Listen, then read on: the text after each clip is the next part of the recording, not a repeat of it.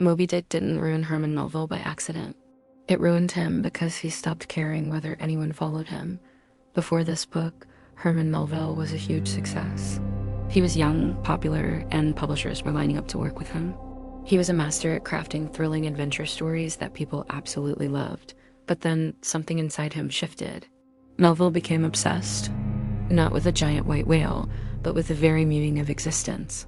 He had experienced the sea firsthand, not as a romantic fantasy, but as a place of vast, crushing indifference.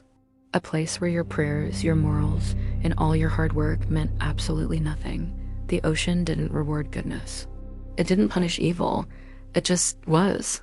And that stark realization shattered something within him. Melville started asking questions that his readers and society at large didn't want to hear. Is the universe a moral place? Is God truly just? Or are we just desperately projecting our own need for meaning onto a world that couldn't care less about us? Moby-Dick became the vessel for everything swirling inside his head. It wasn't just a story anymore. It was a chaotic mix of sermons, philosophy, scientific observations, sheer rage, and profound doubt. He flat out refused to simplify his vision. He refused to just entertain his audience politely. In his mind, the whale was no longer just an animal. It became a symbol for silence, for fate, for God, for meaning itself massive, blank, and completely unreachable. Melville knew this book would be a difficult read. He just didn't care. He wasn't writing for an audience anymore. He was writing to survive the storm of his own thoughts. When Moby-Dick was finally published, it failed, miserably. Critics were utterly confused. Readers were bored by the long philosophical tangents. Sales completely collapsed. Melville's promising career never recovered.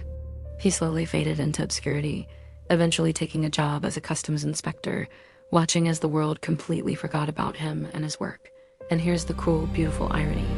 The very book that destroyed his life and reputation went on to become one of the greatest novels ever written, but only long after he was gone. Moby-Dick endures precisely because it refuses to give us easy comfort. It doesn't offer simple answers. Instead, it exposes the raw terror of living in a universe that may never explain itself to us. Herman Melville didn't write Moby-Dick to be understood. He wrote it because the alternative, not writing it, was simply impossible. Moby-Dick wasn't a masterpiece born from confidence. It was a raw confession born from a deep, unrelenting obsession, and the price Melville paid for it was everything. Thanks for watching.